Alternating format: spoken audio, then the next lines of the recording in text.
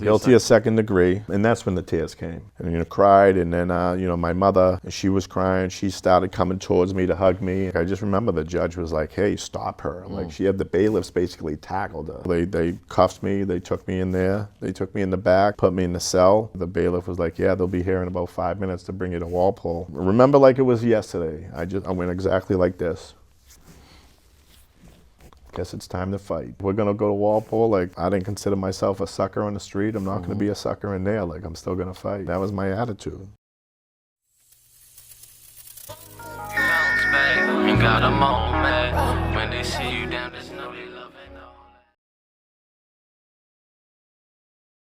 Hey, what's up, everybody? Welcome to the Bounce Back Podcast. On this episode, I got a very special guest with me, but he could tell it better than I am, man. Why don't you tell the people who you are and where you're from? My name's Justin Holmes. I grew up in Cambridge. What part of Cambridge did you grow up mostly? I grew up like this area, Central Square, in between like here and the river. What we would call the coast. Woodrow Wilson, born and raised. So I went to originally Blessed Sacrament, got in some trouble, got kicked out in the 8th grade. I graduated from the Morse. I'm in high school. I started off at North Cambridge Catholic and I got kicked out, ended up at Ringe. They probably should have kicked me out years prior. I definitely think that I would have been diagnosed with like a ADHD type of thing. But also it's like, I grew up probably like yourself or, a lot of other people that are sitting on these couches in a broken home, a single parent. You don't know what you don't know. So, I mean, as much as my mother tried, the influence of the outside streets, the projects, the older kids was getting to me before I even realized. My senior year, I went at it with a teacher. They said that I threatened them, and they made an off-campus program for me. So I wasn't even allowed on the high school grounds. I had to go to, this is so crazy, Bobby, I had to go to UMass Boston College and take 2 college courses to graduate from high school. I ended up, going in a couple of fights. I got kicked out my sophomore year. Like I said, at NCC, went there into the streets by then. I wanted to get kicked out in a way, so that's where all my friends were at. And it was just, everyday thing, hanging at Angelo's. I got 10-day suspension, and because I was already on probation, like I didn't get to stay at home. I had to report to Thorndike Street and sit outside of probation for the entire school day. And I got committed to DYS my junior year, so I missed part of the school year, but they made some type of curriculum for me to do while I was in DYS so I could graduate from my junior year to my senior year. When I came back, I got basically released from the program I was in to start my senior year. So I started off at Middleton, and it was like their intake. Then I went to Lawrence Key. It was like a residential house, but on the 3rd floor was detention. From there, I went to Salem. They had like a foster home that had 2 DYS beds and 2 like foster care beds. And then from there, I ended up going to a program, which I'll explain in a second. But it's funny, like, I didn't know this at the time, but when I was going to, the day before I was going to the program, my DYS, caseworker met with me, and she told me, she was like, "Justin, I had a fight for you every week." I'm like, "What are you talking about?" She was like, "Well, every Friday we have a meeting about everybody who's in detention, and every week because of your criminal charges and past and everything, they all wanted to send you to Rosendale or Westboro, which was the 2 secure." And I was like, "He hasn't gotten any trouble. Like, why are you going to put him in detention if he hasn't gotten in any trouble?" He was like, "So just to let you know, you go to this program, you better just smarten up because they want to put you in detention." There was this program called Penikese Island, and it was like 18 miles off the coast of the Cape. It was an island that had no electricity, no running water, anything. And you had to take a boat, like I said, a boat over to go there, and you stayed there 2 weeks. Every 2 weeks you got to go home for a weekend. But when you were there, they had like pigs and chickens, and everybody had a chore, and to take a shower, we had to chop wood. They had like the wood burning stove. Wow. And you would put like a bucket of water on that and then put it on like a pulley system and and take a shower that way. I mean, as far as DYS was, I mean, I was there during the summer, so I'm sure in the winter it probably absolutely sucks. But in the summertime, they force you to work out every morning. They fed you really, really good. The last day before you went home, every other weekend, you would set lobster traps. You went out and got lobsters, and you would have like lobster and steak, the day before you went home. And they paid you, on the chores. And if you got in any trouble, they would like fine you and take away from you. So even, when they bought the Greyhound bus tickets back to South Station. So I did that. for the my 6 months. So I was 18, a normal day, Saturday weekend, me and a friend, we got like a 6-pack of beer, started drinking. We were down Hoytfield on the old bleachers, and just started drinking, smoking weed, wondering what we were gonna do for the day. We heard there was a keg party in Cochran Park. That was for us, it was the other side of Cambridge. We didn't have a car, we didn't have our bikes. We used to, steal bikes from all the Harvard kids and or Harvard Square and the kids, and go everywhere. And so we just kept on drinking, got another 6-pack, and finally someone we knew with a car, they drove by and were like, hey, let's go to Cochran Park. They have a keg party down there. So we did. We all jumped in, go down to the liquor store, smoke more weed, get to this party. We're there about 5 minutes. Right. And some kid comes running in and just saying, hey, there's like 25 Belmont kids at the end of the street, with armored weapons, and they want to fight. We just arrived, so we had no idea, but I guess there already had been like 2 skirmishes between like Cambridge and Belmont kids, one at the Belmont Fair and then one at Glacken Field. So they were coming to exact some type of revenge. Right.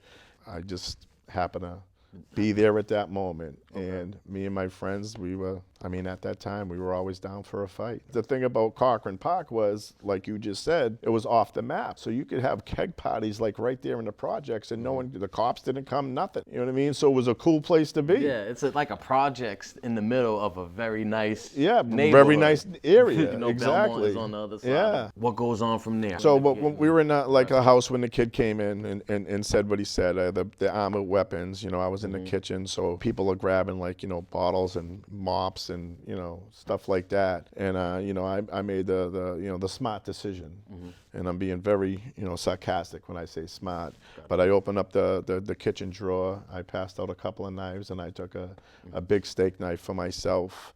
We ran up to the top of Huron Ave, and there's like 20 of us, and down at the end of near the cemetery, all the Belmont kids were down there, and we're up near where the rocket is, the spaceship or whatever it is. So we started walking towards each other, and ironically, Bobby, it's funny, like at this time, like a Cambridge cop and a police cruiser actually drives by, sees 2 groups of kids armed with weapons, and all he did was drive by, make a U-turn, and didn't do nothing, didn't stop anything, didn't attempt to stop anything, didn't put his lights on, nothing. And to everybody there, and I'm sure on both sides, it was like, it's on. Got together, words were exchanged, fights started breaking out, everyone's fighting, getting hit with everything. And I hear a faint voice out of my head. And mind you, like I've been drinking all day, like I'm drunk, I'm high. Yeah. And I'm standing in the middle of the street with like a steak knife like this big, and I hear my friend calling me, Justin, help me. And I look over, and I see a kid from Belmont on top of him, got him pinned by the shoulders and just banging his head off the cement, the pavement. And without any hesitation or thought, I went over, I stabbed the kid one time. Damn. And he still wouldn't get off my friend, so I started punching him. Trying to grab at his hands, that he got him around his shirt. He still wouldn't get off my friend, and there was a stick on the ground. I pick up the stick and I hit the kid 2 times over the head, and he finally let go. And at that point, like now all the cops are coming, you can hear the sirens, and so we get up and I get him up, and we all we all run back through the cemetery back to Cochran Park, and we go into the house where the keg party was. Well, everybody's there talking shit, like, hey, I did this, what you do, this, that, and the other thing. And, my friend was sitting right beside me.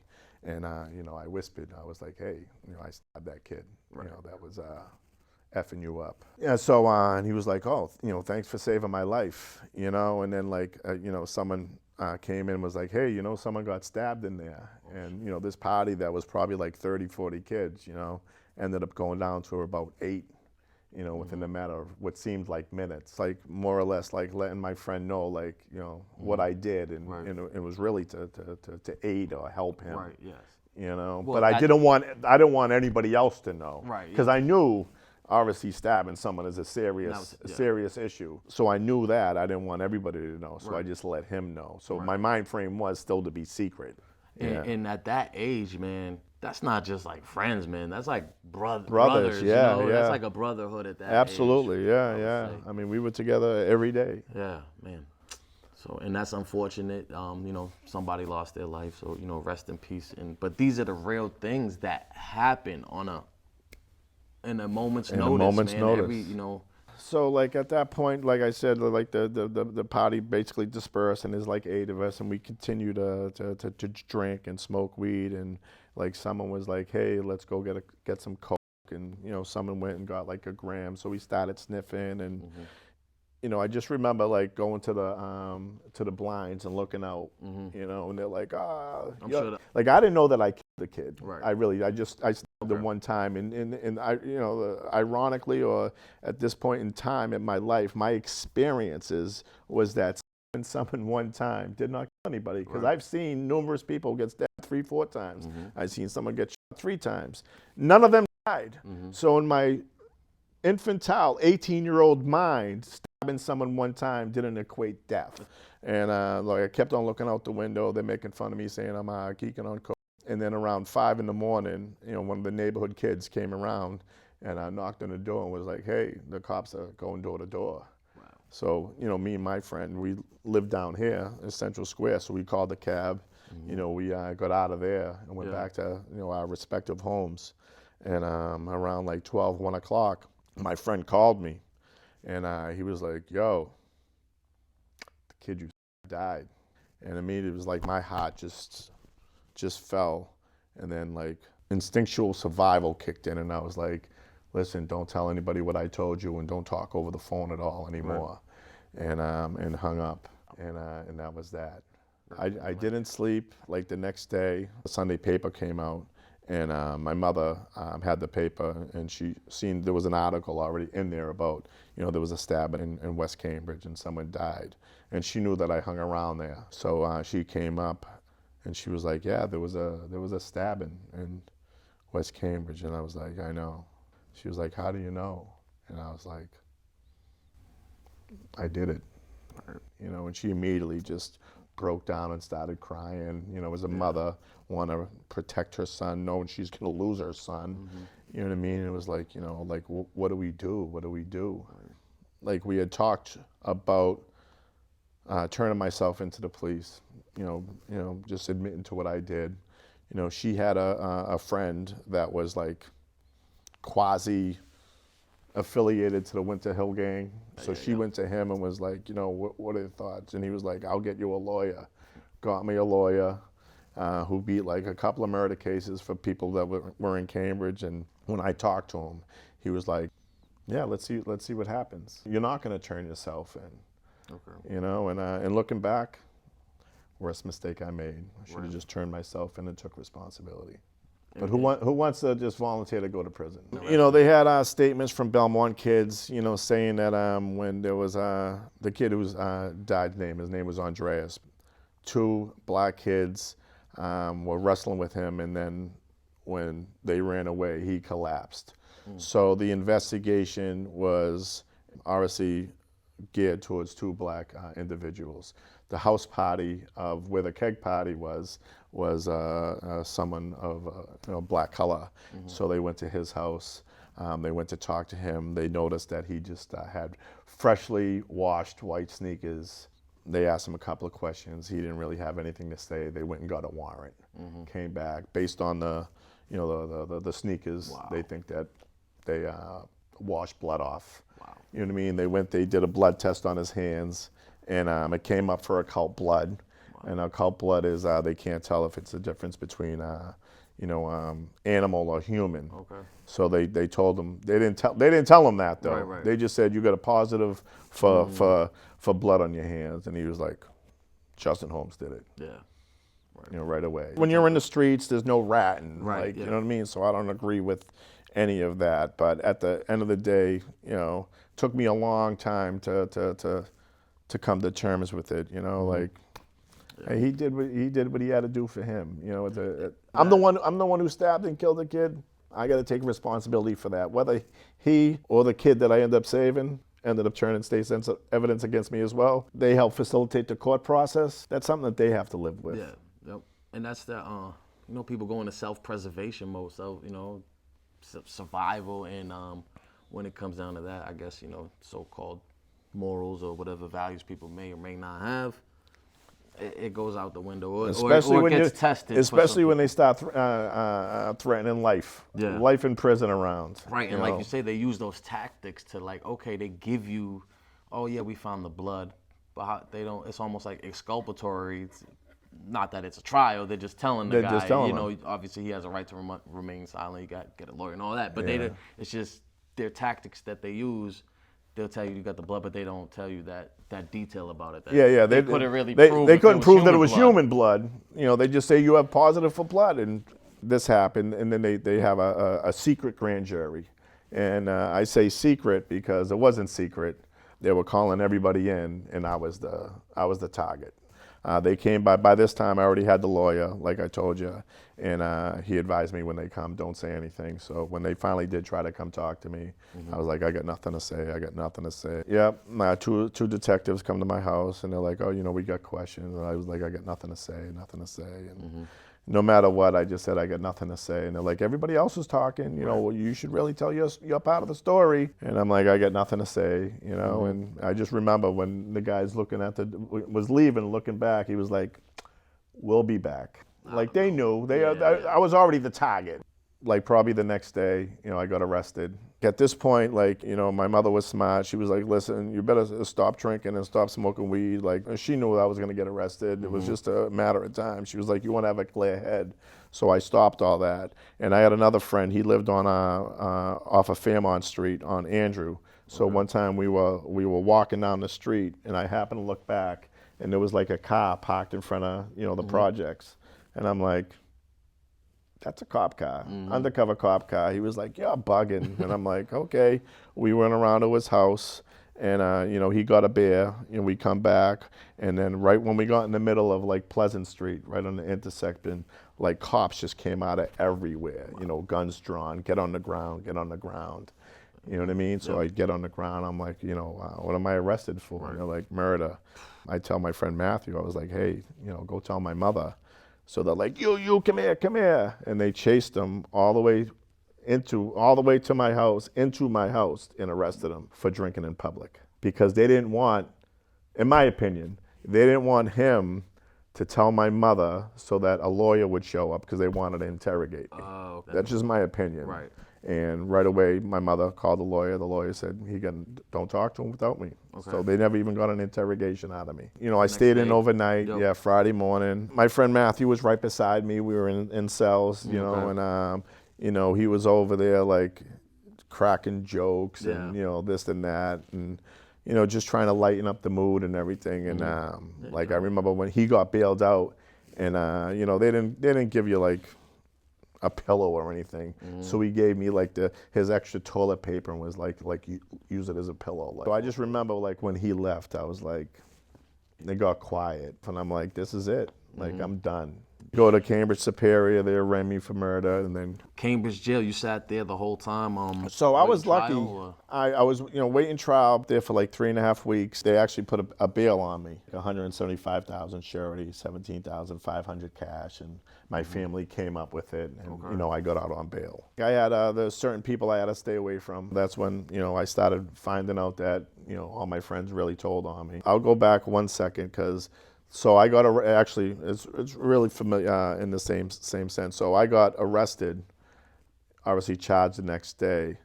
The same day I got arrested was when the murder indictment came out. It was like late afternoon.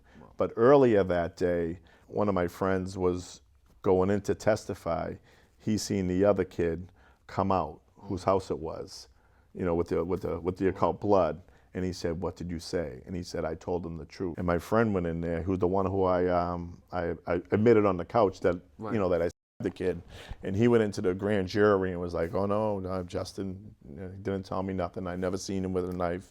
Best kid ever. Like, he would never do anything like this. And then when he got out, he got like 3 of our friends went down to Cochran Park and beat him up. So what do you think happened? He got arrested for that. Yeah. And then the kid told again, and you know, they all got arrested for intimidation of a witness in a murder case. Now they got him in a pickle, and they pressed him more. They pressed him, and then you know, he made his deal. Did you feel betrayed at all? I did. I 100% felt betrayed. Not just because it was it was part of the game is, you don't tell. You know what I mean? If you're living this so-called street tough guy life, we weren't criminals or anything, but we knew the code. But I was more betrayed on a personal level because this was my man. This was my boy. I didn't maintain any sobriety. Like, I actually had to stay in Somerville with an uncle. Like, I wasn't allowed in Cambridge unless I was visiting my mother. Ironically, and everyone I've talked to, especially when I went upstate, says that this is absolutely insane. But like, I got arrested June 19th, and I got convicted, sent to Walpole on October 6th, 3.5 months later.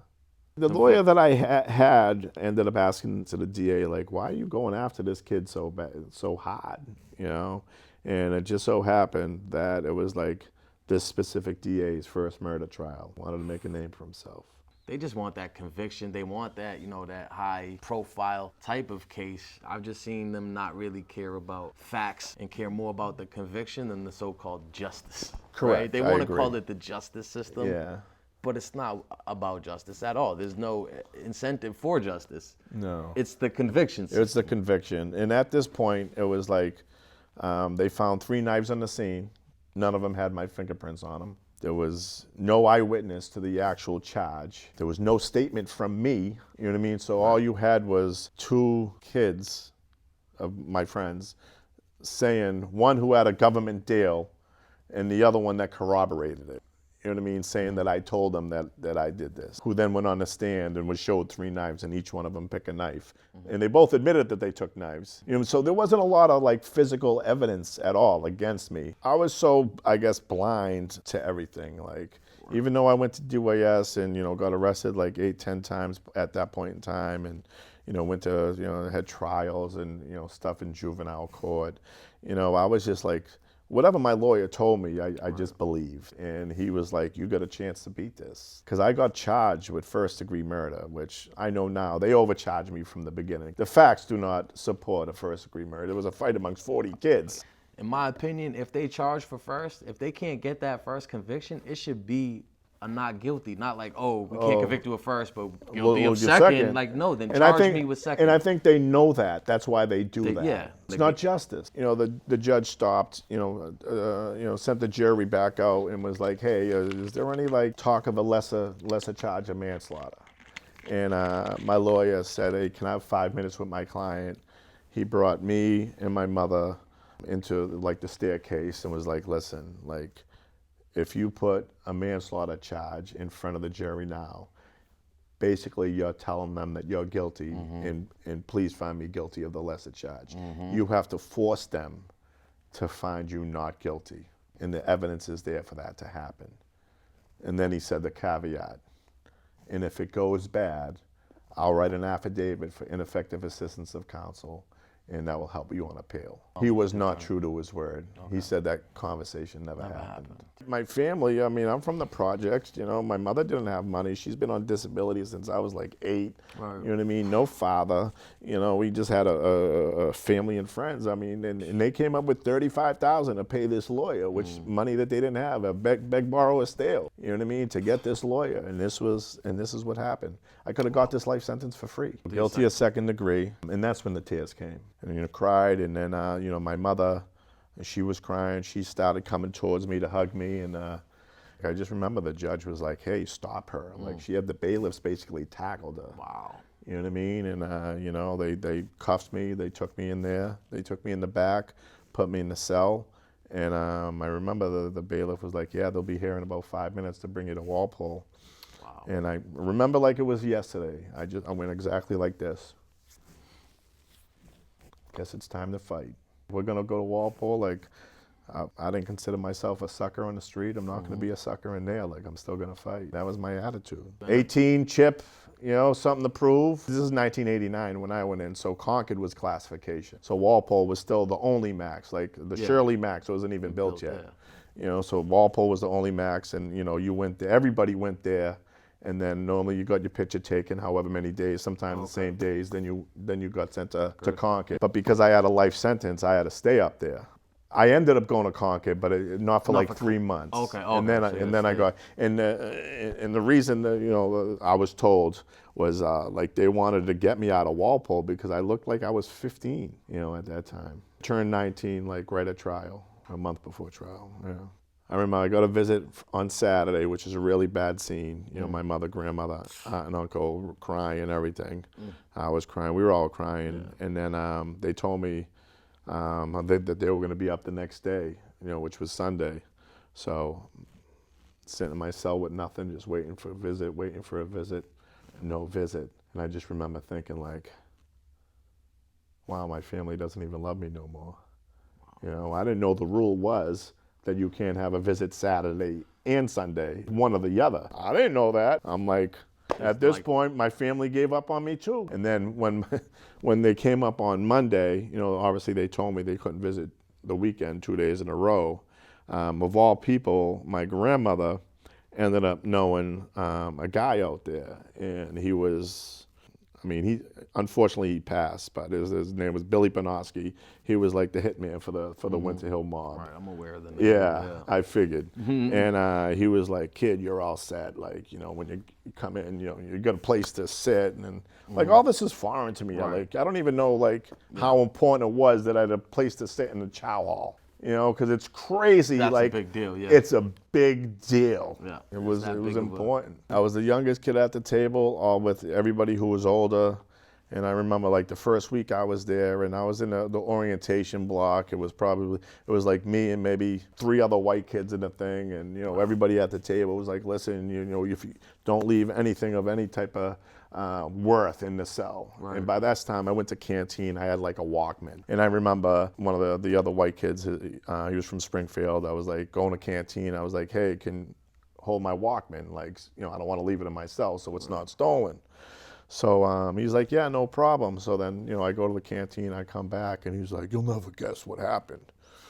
Wow. The Walkman got stolen. I'm like, what do you mean it got stolen? He was like, well, I left it in my cell. And I'm like, dude, I didn't want to leave it in my cell because it might get stolen. Why would you leave it in your cell? But I was all new, and I'm so when I went to, we get locked in, we go to chow, and I tell the people who I sit with, I'm like, yeah, fucking Walkman got stolen. And he was like, yeah. I told him, he was like, who'd you give it to? And I told him the kid's name. He was like, he owes gambling bills everywhere. You know what I mean? You got to handle that. I'm like, what do you mean? He was like, you got to handle it. All right. First weekend, I don't even have probably 5 days in. Go in the kid's cell and beat him up. Do what I had to do. You get in a fight in the cell? Was this anything that resulted into any No, didn't even get caught. Okay. Didn't get caught. I'm in my cell. And the kid's a runner, so he gets out like 15 minutes before me, and I'm like, oh man, he's gonna get a knife, he's gonna get something. I'm like, I got like hot water boiling, like I'm getting ready to like douse this kid, like, and he ends up coming down. He was like, listen, I understand the way that it looks. I understand why you do that. Like, I want you to know we don't have any problem, blah, blah, blah, blah. In no way am I saying that because he was afraid of me. He was more afraid of the people that I sat at the table with, because they were all serious guys. Right. You know what I mean? And they know that, that I sat with them. So, like, he told me right away, like, there was no problem. And then I remember I went back to, a chow. I go to tell them, they're like, and they're all waiting because there was no freeze up. So they're thinking that I didn't do nothing. And they're like, oh, you didn't do nothing? I was like, no, I fucking beat that. He was like, really? Like, yeah. He was like, wow. Like, this kid got balls. How did that feel to get that it felt good. Validation from such serious dudes? It felt good because, they don't want anyone sitting at the table that's not, ready to step up for something. This is the way that it is. Right. Like, this is, I could be fighting every day. It was just like, it is what it is, And I remember when we went back to the orientation block, like 2 of them came in the block with me, and we're just walking around.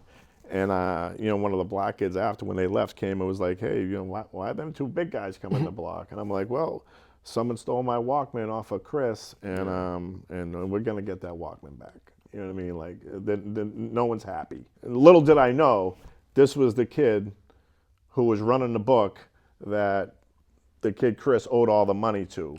He ended up coming up and was like, oh, it wasn't me, but I ended up getting your Walkman back. Please tell those people there's no problems here. Here's your Walkman. So I got my Walkman back. But like, even to that dude, that could be a dangerous situation for him, unbeknownst, because here's this guy talking about you know, oh, here's a Walkman to pay off maybe some of my debt. Some of my, exactly. Right, you know, and that could have been a big issue. There would have been a racial issue. It could have turned into who knows what. Right. You know, who and knows that's what what. some people got to understand too in these places. It's like, man, sometimes you put in, you know, lose situations or things are happening behind your back like that got unbeknownst to him. He get, you know, and it, like you said, it could lead to serious issues. I ended up, you know, going to Concord. You know, I was down in Concord. I was there like a day.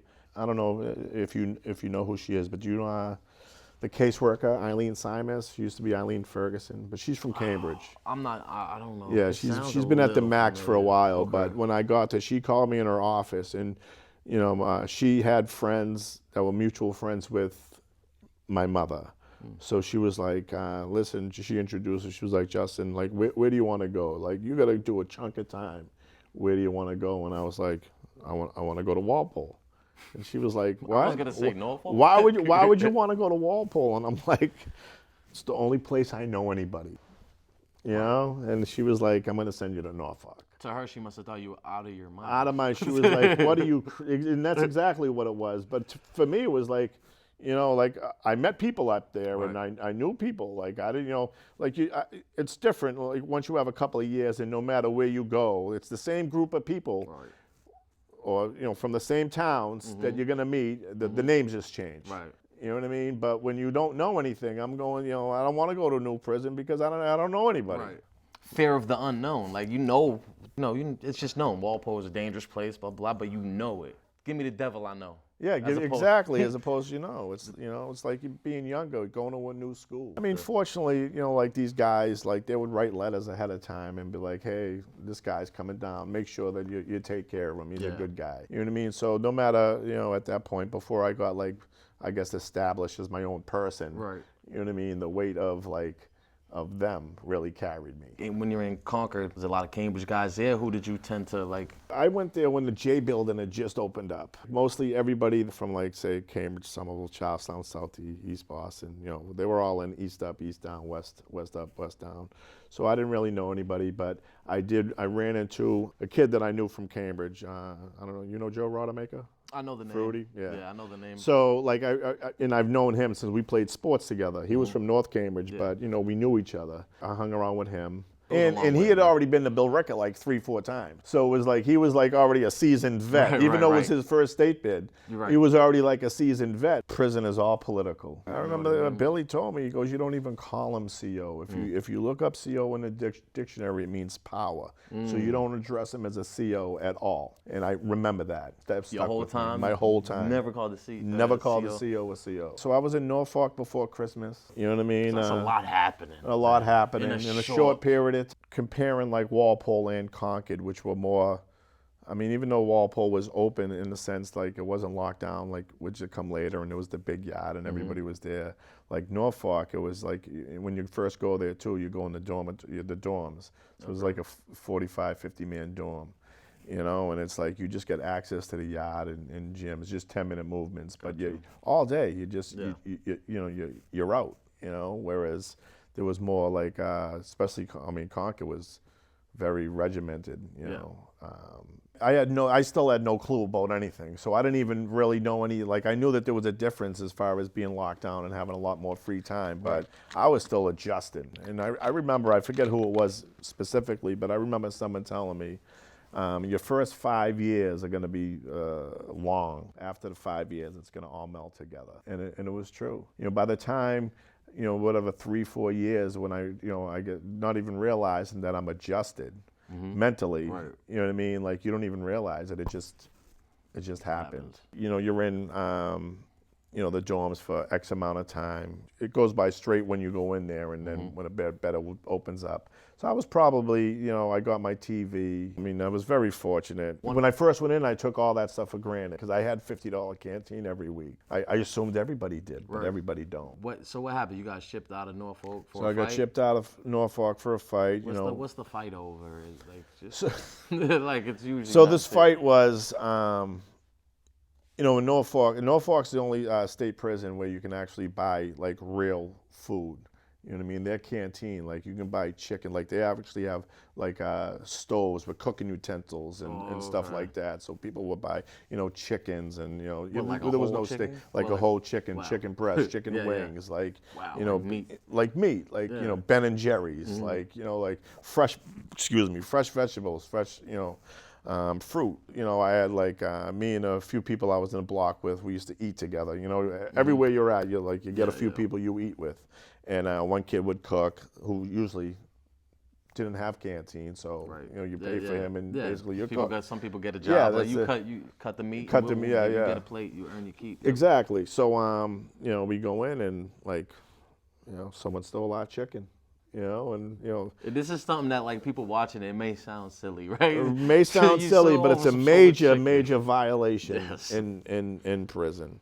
So someone stole the chicken. I was in a bad mood, and you don't know who it is, and that's what makes it so like cell thief is on the hierarchy of scumbags. You got the children touchers, the rats, and then cell thief is right up there. But it happens a lot more than you would think. Yeah. With that negative. Comes onto it, but so I was in a really nasty mood, Bobby, and then like there was like 2 phones. There was only 2 phones, and I go down there, tell the kid I'm next, and it was a Spanish kid, and he was like, yeah, like half hour. The common courtesy rule was a half hour. If someone asked you for the phone, a half hour later, you gave up the phone to that person.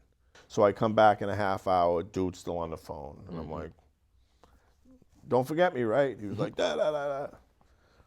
Go do whatever I do. Come back another half hour later, dude's still on the phone. I'm like, really? Like, come on. And he said something fresh. I said something back. And I'm like, let's go upstairs. Right. You know what I mean? But it was I look at it, I was still just mad over the chicken being stolen. Right. Someone stealing that. And so me and Drew went up on the 3rd floor.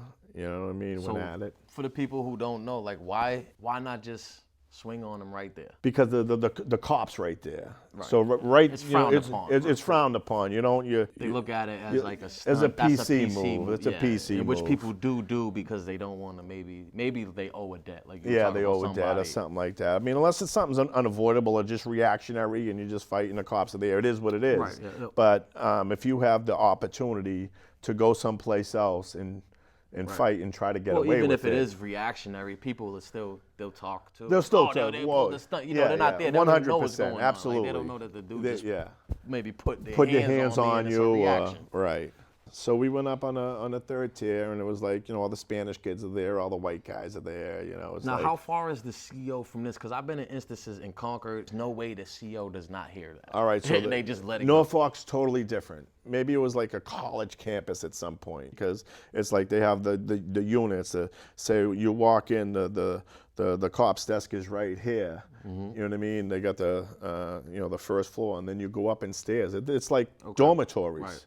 So they made into like, they weren't even cells. They didn't even lock them at night. They locked the door to everything at night. Oh, okay. You know what I mean? So you go up to the 3rd floor because that's the furthest away from where the cop is, so you can get away with it. Even even the noise might not carry that far. If I let this person talk to me this way, then these 5 other people who witness it think that they're going to be able to talk to me that way, and they're going to tell 5 people, and those people are going to tell 5 people. They just closed the door. Me and him went at it. He had enough, and then they were like, "Oh, he wants to go again." We fought again. We had a good fight. Then we had a second good fight, and that was that. The next day, go out and play basketball or whatever, and then my name gets called, report to the OIC. IPS are there, like, "Hey, what happened?" I had like a mark under my eye, and I'm like, "Oh, playing basketball." Fell off the bunk. And they're like, "Listen, we got 12 notes this morning saying you got in a fight." So obviously, I denied having a fight. Yep. You know what I mean? Me and the kid both go to the RB, that's what they call the hole in Norfolk, the RB receiving building. It was my first time in the hole, upstate, there was really no juvenile anywhere, really, It was a learning experience, being by yourself, with nothing for 24 hours a day. And that's when I started reading pastime, do some push-ups, calisthenics, like whatever it was to get the day to pass. Now you got in that fight, where did they send you to? I got transferred to Old Colony. Correctional Center in Bridgewater. Someone recognized me from when he was at Walpole when I was there, and knew that I was Billy Benoski's nephew. Right. So he came over and was like, "Oh, you're Billy's nephew," and I'm like, "I'm really not his nephew." Like, you know, I know that's what he told people, but I'm really not. Yeah, I was in a colony for about 9 months. You know, got into another fight. As you can see the pattern. You know, but a lot, like. But again, it's still look at it, and it's like it doesn't mean you're an angry, violent person. It's it's you know, you're still mentally adjusting to being in prison. You know, like you might not realize it, and you're acting out, but you're acting out the same way that you did like when you were still on the street. You know what I mean? It's the same. To me, it was the same principle. And at this point in the early '90s, was Governor Weld got elected. And it was the first time there was a Republican as the governor, and he made it clear that he was tough on crime. You know, he wanted to take all the TVs away. Everybody should be, you know, breaking rocks. But he made it clear that anyone who was sentenced on a second degree, do not even think about getting a parole at 15 years. We won't even consider you until you have 25 years in. You know what I mean? That was like the underlying message that he sent. Goes against your what the judge gave you. So you're pretty much saying like, okay, I got 15 to life, but I really got 25 to life. Well, I'm thinking at that point, they're never gonna let me out. Right. They don't just tell you come back next year, or do they? No, not on a second degree. You don't. No, they can deny you. 10 years. I seen them when I seen them. I got a 3-year denial, but it's anywhere from 6 months to 5 years. But it's usually 1, 3, or 5. Gotcha. Normally. Well, there was like I got in a couple of fights there, but I got out. Like one time, you know, there was they had hockey down there. You know, and you know there was a white team, there was a black team, there was like actually 2 white teams, black team, whatever. But whenever obviously, unfortunately, us growing up in Cambridge, we grew up in a racially diverse place where I never even experienced any type of racism until I went into prison. Yeah, right. Like I didn't even know that. I just assumed that's how everybody was. Right. And I remember when I got convicted, there was a black kid that I grew up with, from Cambridge, and he was like, "Listen, Justin, he had already did a bid before. He was like, you got to stay with your own color. Like, that's it. That's the way that it is." And I was like, it was so foreign to me because everybody was always together. So, but, in sports in prison, it was very racial. So, they ended up being like one of my friends. Actually, the kid that came and asked me, "Oh, you're Billy's nephew," he ended up getting in a fight. And then someone jumped in, so I jumped in. And this was at the hockey game? This was the hockey game. Was this like an organized with rec cops and all that stuff there, and a whole brawl. We're down, when they break it up, we're all down the hole. And my friend. So what was the initial like? Like them two. They just started checking each other and went from this to that. Quick. And then a kid jumped in, so I jumped in on him, and then everything just I've went seen crazy. Some things with the organized sports. They have everything on tape and everything, so they seen it, and originally they thought we were all gonna get shipped out, big racial fight, and that. But they come to, which I knew this anyways, but the 2 kids in the original fight, even they were the opposite colors, they were actually friends. Right. You know what I mean? And have already done 10 years together and knew each other, and they, told the Yips, was like, "Listen, we got no problem. We got out of hand. It's just there's no issue. Not everything's racial. Not everything's racial. If you let us out in the population, it's all good." Right. So they did, like I ended up getting like 30 days. We were down in Newman section, for like 6, 7, 8 hours because they thought we were going to get shipped out. And then they just put us back in our cell and kept us on AA in our cells for like, a month, until they realized that there really wasn't going to be any issue. I can't even remember what the actual fight was over that actually got me sent. My second one there sent me to Walpole.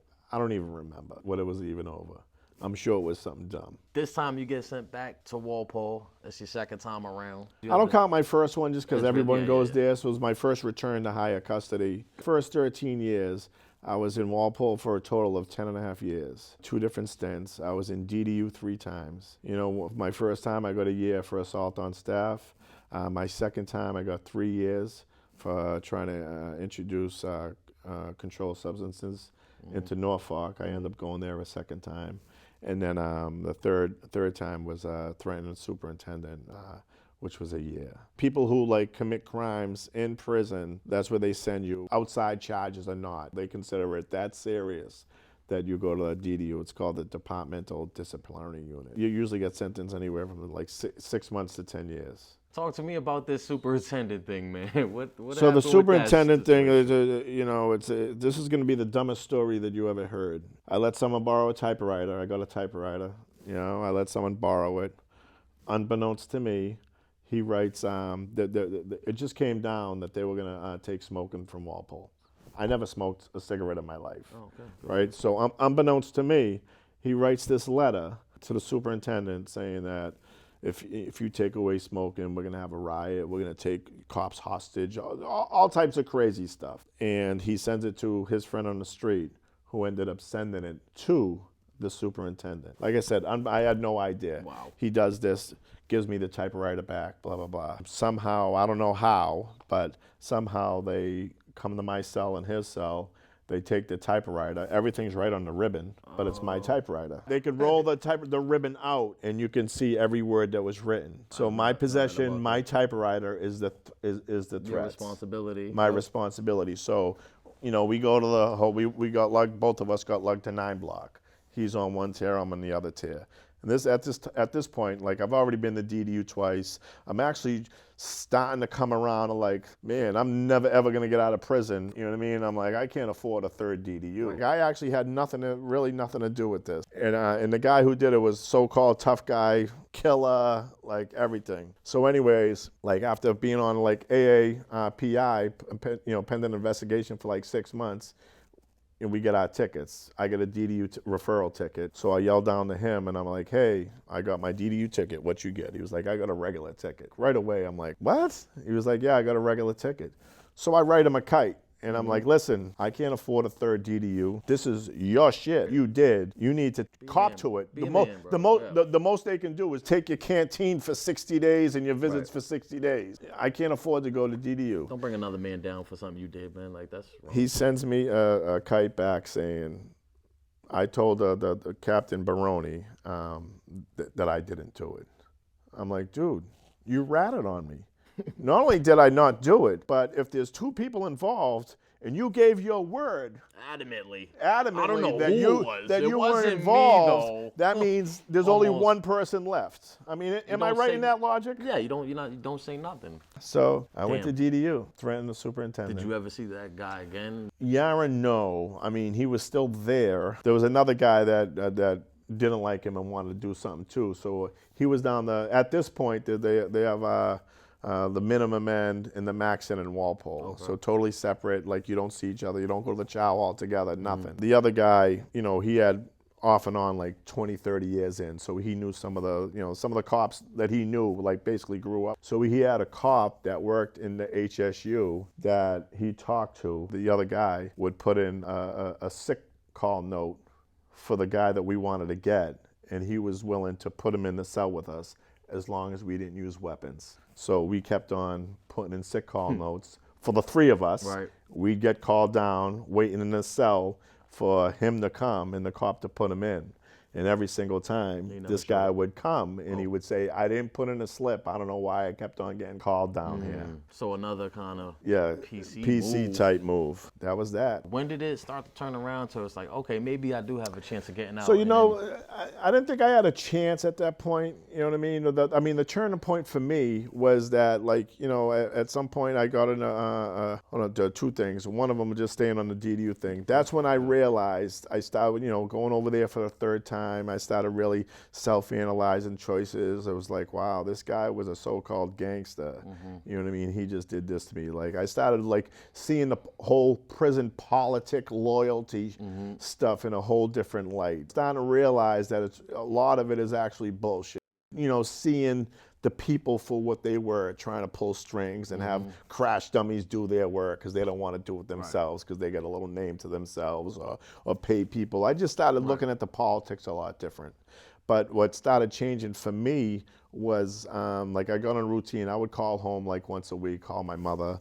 And one time I called and, my aunt answered. It was like, oh yeah, she's in the bathroom. I called the next night. Oh, she's at the store. I called the next night. And she's like, listen, I didn't want to tell you this, but, your mother had a heart attack and she's been in the hospital. They don't know if she's going to make it. I went to my cell, I got my door closed, and I just started crying. I'm like, damn, my mother's gonna die, and her last thoughts was gonna be that she failed as a parent, because she blamed herself for me being in prison, like she did something wrong. The choices that I made, and I was like, I don't know how, but if she lives, like I gotta start doing something to change. Yeah. Like I didn't know how to change, Bobby. Right. I didn't know how. Like you live a certain life. Yeah, people tell you all day change. I don't know. You don't know how. You don't have any tools or skills. Nothing. You're just like I made a decision. I'm like, listen, I'm not gonna like. Another thing, when I told you about the word CO, the other thing, one of the other tidbits was like, is it never worked for the man. So the whole time I was in, like, I never got a prison job. You know what I mean? Because it was like somehow you're working for the man. Right. So in my trying to change, I'm like, you know what? Most of the drama that happens is obviously over drugs, gambling, stuff like that. Yeah. But it happens in the yard. And I'm like, I'm gonna get a job in the kitchen. That's the way I'm not in the yard. I'm gonna avoid the yard and try to keep myself out of these situations where I don't have to be loyal and jump into someone else's beef. Right. So and that's what I did. And then that was all going good for like 3 months. And I remember like I'm on the phone one night, and like you said, you can hear a fight before you see it. You hear the bang bang, and I see that it's one of my friends, and I just drop the phone and I just jump right in. Yeah. You know what I mean? I'm in 10 block for like the 5th time, and I just remember I just started self-reflecting, like, damn, I thought you wanted to change, like, you want to see your mother before she dies, because she ended up recovering from the heart attack. I'm like, what are you doing? Like to myself. So in Walpole really didn't have any programs. Okay. That was like a straight punishment prison. They didn't really have much. You're not here for no reason. That's the higher custody, and usually you're only there because you failed at the lower institutions. Went to the hole again. I got out and I got another job, and I rounded up my friends, and I'm like, listen, like, I got to make an attempt to go home someday. You know what I mean? So like, bringing knives to the yard and burying them out there and making home brew and all this stuff, like, keep me away from the bullshit, like, you know what I mean? Like, I'm done. And I remember. How was that received? Yeah. It wasn't received very well, because most of the people that I hung around with were all doing natural life sentences, were never getting out. And if you weren't with them, like you were against them, like they knew that I wasn't against them, but it's that type of frame of mind. They're like, oh, come on, cut this. I'm like, what? I can't go home someday. Yeah. People take it personal. Personal, like I want to go home. About you. This is about me. About me, like me just trying to go home. I want to just be a son to my mother at some point. Yeah. Like, I'm sorry that you're never getting out, but I have a chance to. Can I have a chance? At the years prior, the first time I went to DDU, because it had just opened and there was a whole bunch of lawsuits at the time, about solitary confinement and the conditions and stuff like that. Well, and there was this guy, famous jailhouse lawyer, Mikey Dupont. He filed lawsuits for everybody. Well, and one of them was for me, and I ended up winning.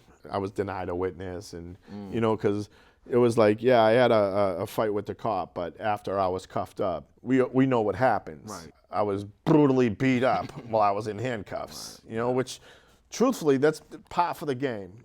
I know the rules. You put your hand on a cop, they're going to get you tenfold. You expect it. At least I did. But that was part of the lawsuit. That's how they go about it. That's how they go about it, It's the cuffing you while you're doing it and outnumber, stop. Oh, yeah, we know that. But they appointed lawyers, and, they come up with a settlement. And part of the settlement was get you out of Walpole. To lower security. So that's how you got to move down. Where did you go from Walpole? So ironically, they said, okay, the deal was, at your next class board, wherever they class you to, we'll send you to. I got classed to Old Colony, and they come back and said, absolutely not. The only place we're sending you was Shirley Max. And I'm like, what happened to our agreement? Right, you might as well stay in Walpole. But Shirley Max had programs. It did have programs, and so I was like, okay. So I ended up getting transferred to Shirley Max, and I'm in the orientation, and actually the caseworker who originally, when I got sentenced, sent me to Norfolk, was now a caseworker there. So she comes by my cell, and she was like, oh, Justin, long time, blah, blah, blah. So in Shirley Max at this time, they have the gray side and the green side. And then on the gray side, say they have like 8 blocks. There was 4 of them that were eat-in units, like they weren't allowed in the chow hall. They're called the Walpole blocks. So I was like, and I know that if I go in these blocks that nothing changes. Yeah. You know what I mean? I said, Eileen, I need a favor. She was like, what? I was like, I need to go on the green side. And that's like the lame side too. And I'm like, I need to go to the green side. And she was like, Justin, you already got like, the IPS already like have you, classified to go into P1, which is one of the eat-in units. And I'm like, I just left Walpole. Like, you guys are just gonna put me in the same situation. I can't even catch a break. Right. She was like, I'll tell you what. She was like, I'll talk to them and see what they have to say. So she came back like a week or 2 later, and she was like, listen, I talked to the IPS.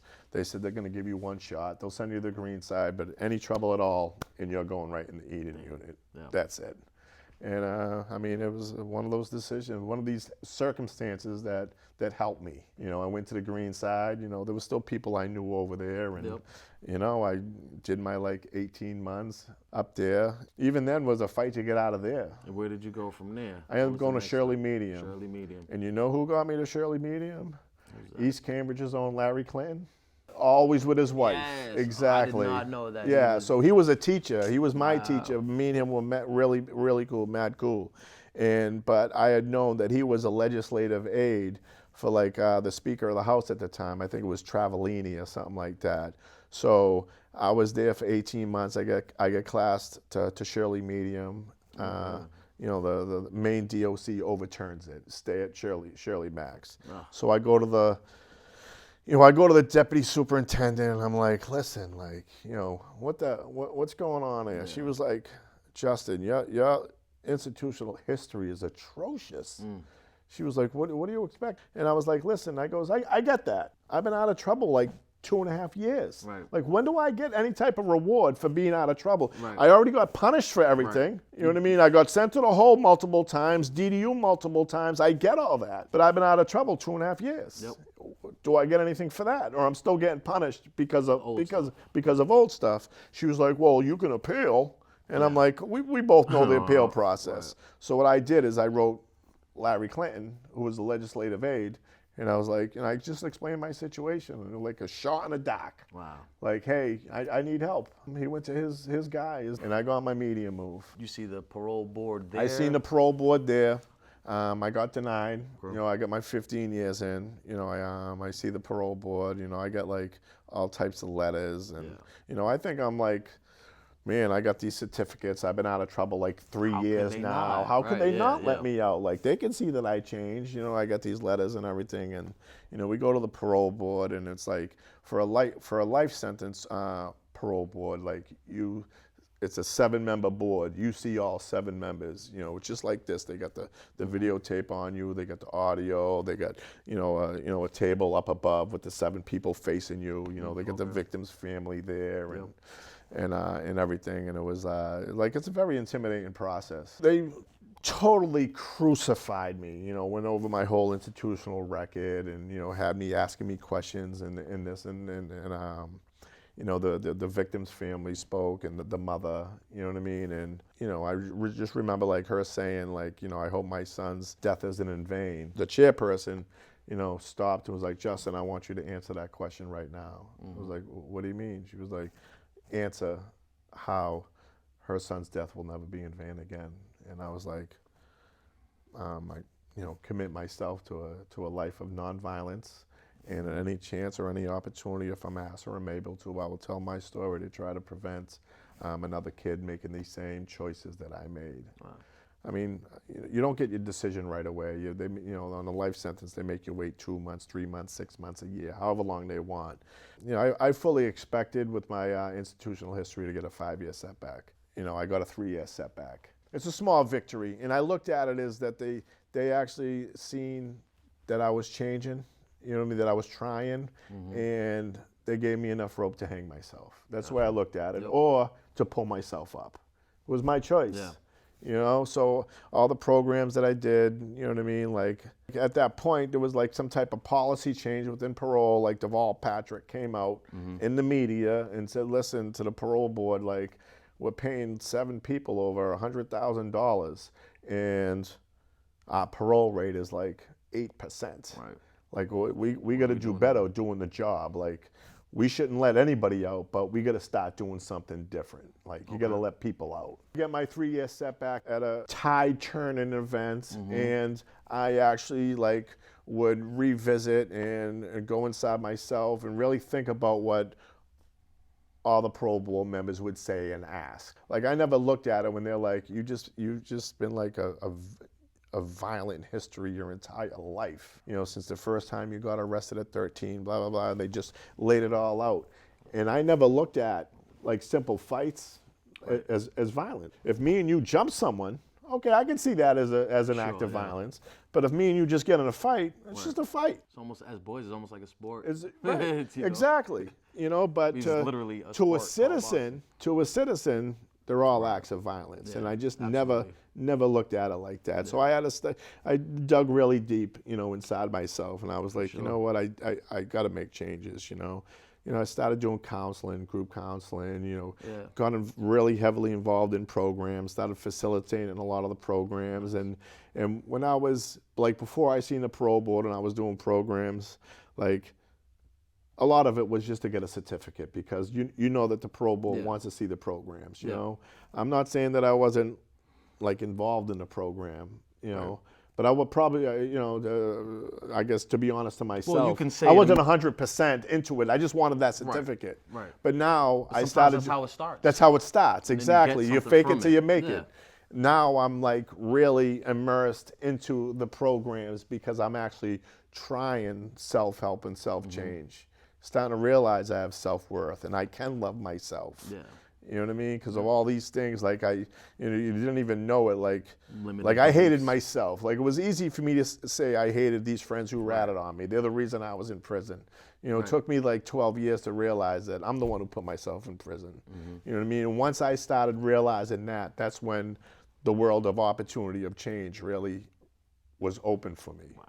3 years later, at 18 years, I got parole to they just opened maybe a few months prior a reentry program on Long Island, paroled there, and I was it's a 3-month program, and then from there I had to go to they had another program on there called SOAR. So I was on that island for like 9 months. They were really regimented, like with all types of programs within their reentry. Like they had like violence reduction, skills type of deal. Or? Not at that point, but they had like a lot. They were very heavily into recovery, AA, NA, violence reduction. You know, men's group and stuff like that. They would have outside speakers come in, and because I was under the influence when my crime happened. You know, there's always the wonder of like, was I an alcoholic? So I was just like, I just immersed myself into, and being on parole, your condition is no drink, no drugs anyways, but you get immersed into the AA, NA, violence reduction and stuff like that. Yeah, so I did that, for 3 months. From there, when I go over the SOAR, they got me a job on the island. I worked actually in the clothing donation center for the homeless shelters. Okay. So me and a girl, and who was in the Hello House, which is the female program. We were there. We would sort through the donations, put them in the wash, fold them, and then when when people, the homeless people, or even the people coming out of prison, they would get to come over and get to pick clothes. Okay. So it was like and I would get paid. Obviously, I got paid like $12 an hour, and my first check of $40, I got like a check for $260, and I thought I was rich. Yeah. You know what I mean? I go out, I buy a brand new pair of Nikes, I think I'm pimping and everything, but it was good for me because before I went away, I never had a job. I just learned the foundation of what I believe in today is you wake up, you get up, and you show up.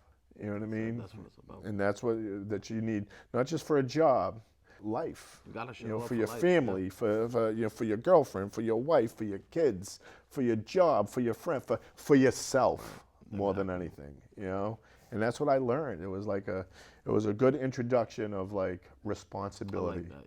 Did you get that reunited with your mom? She was able to see her son come home. She was able to pick me up the day I got paroled, and drive me to the program. And how was that? Man? Emotional. It was very emotional. Yeah, very emotional. And they paid more money for like 2 more lawyers to have more appeals, because I was always appealing my sentence and hoping that, it would get dropped to a manslaughter. And I would just remember her and my aunt, and we were talking about it, and they were like, we never even thought that the appeal would come through, but we didn't want to give up. We didn't want to take away your hope, so we paid for it. Oh. It was like, how deep is that? Yeah. It was like, because they thought that if I didn't have any hope, that you could it's a take done yourself deal. to a real dark place mentally, for sure. Yeah. But my mother still lived in the project, so Cambridge Housing wouldn't allow me to be there because of my crime. So when I when I left the island, I was living with an uncle in Dorchester. Like a friend of mine owned a landscaping company. He would hire me. Like I ended up getting a job as a valet for Tangerinos in Charlestown. Okay. Like I was just doing everything.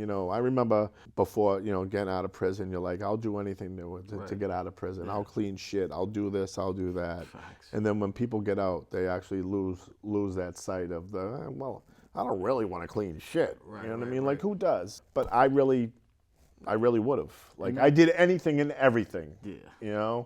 And then I remember I went to and you'll understand this. I went to like the Turkey game.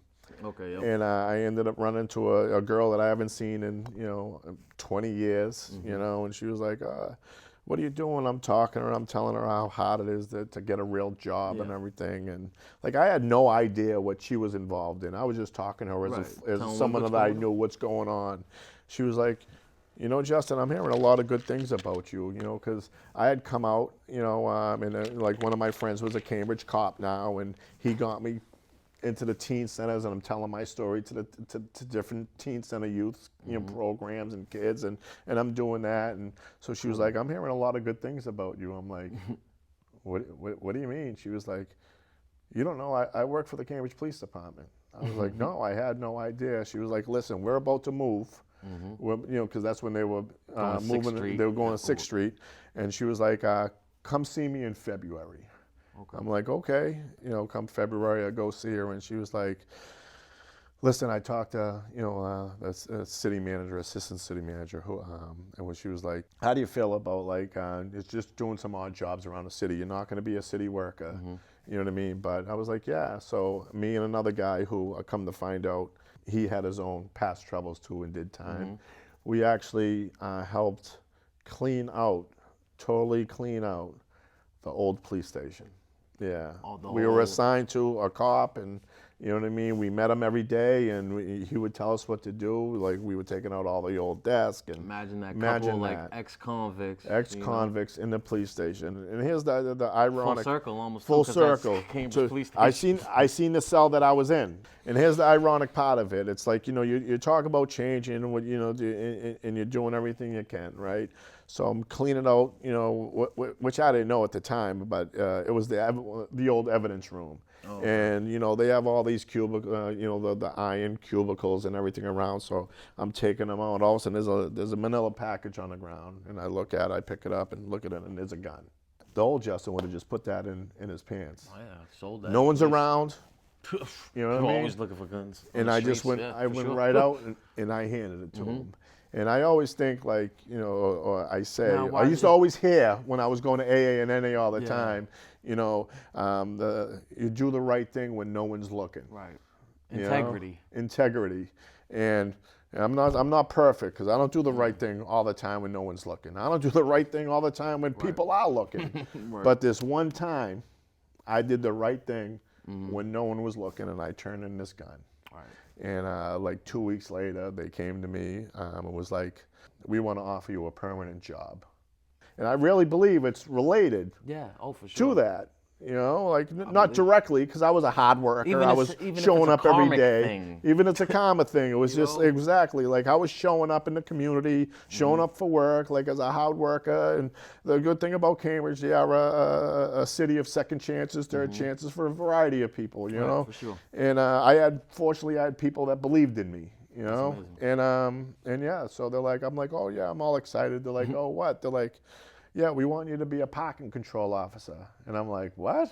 So I can't do that. Meter maid? Yeah, Okay. meter maid. Gotcha. And I'm like, what? I can't do that. They're like, what do you mean? I goes, I can't wear a badge. I got over 100 tickets when I was in prison. I can't give out tickets. Right. You know, and they're like, why don't you think about it? You know? And like I went home and I told my mother, and she was like, What are you, stupid? what are you, stupid? That's exactly what she was like.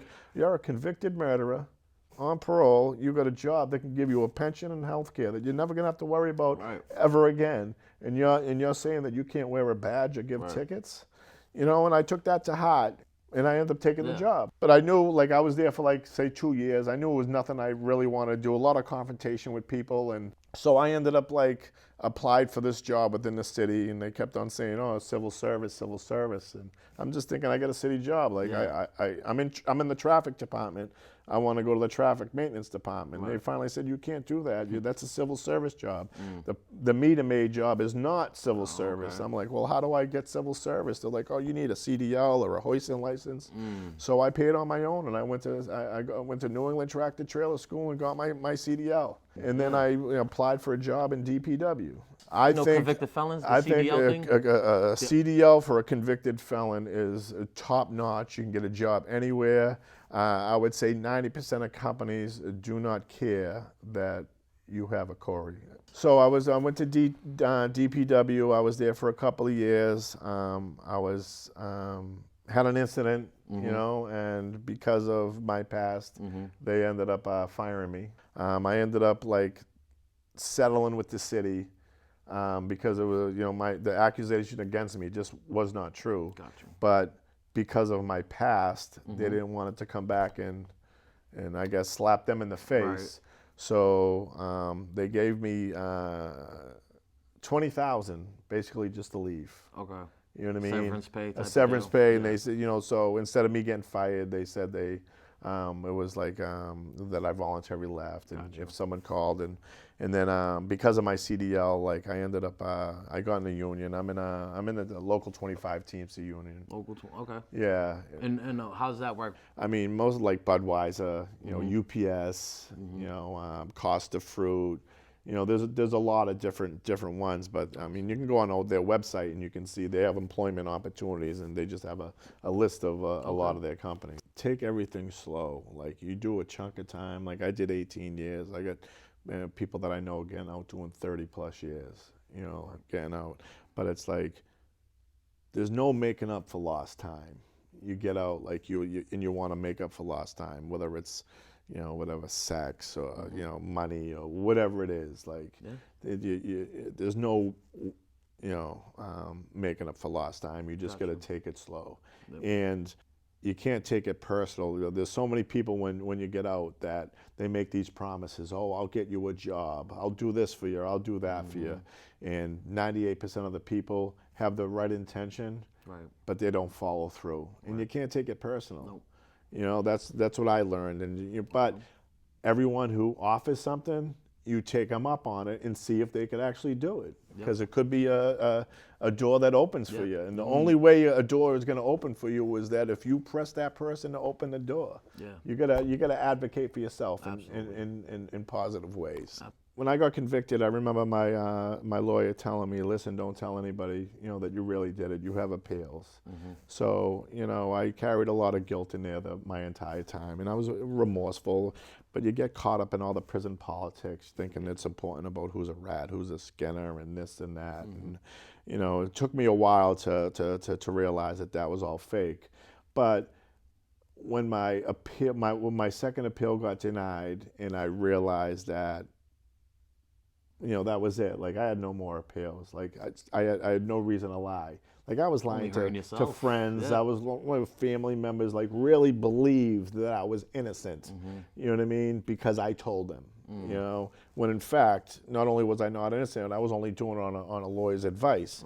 So I ended up sending a letter, taking a responsibility, you know, to the Andreas's mother. You know, someone had sent me a page on mothers of murder victims where she spoke about me, and it just resonated when she said, you know, to this date, he still hasn't taken responsibility.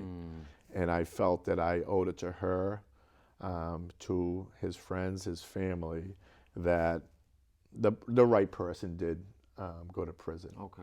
You know what I mean? So Closure. Closure, Give her that some type of closure. Gotta let you go right now. I know we could probably go on for hours talking about this stuff, but Well, be proud of yourself, Bobby. You're doing big things. You know, a lot of appreciate people that. talk about this. That's You know, the amazing. bounce back. You're getting a lot of good people on there, and it can only get bigger and better. I Really. appreciate that. So I appreciate you coming through. Guys, it is what it is. What's next is what you make it. I am Bobby. This is the bounce back. On that note, till I see you again. Peace. Bounce back, ain't got a moment. When they see you down, just know they love it.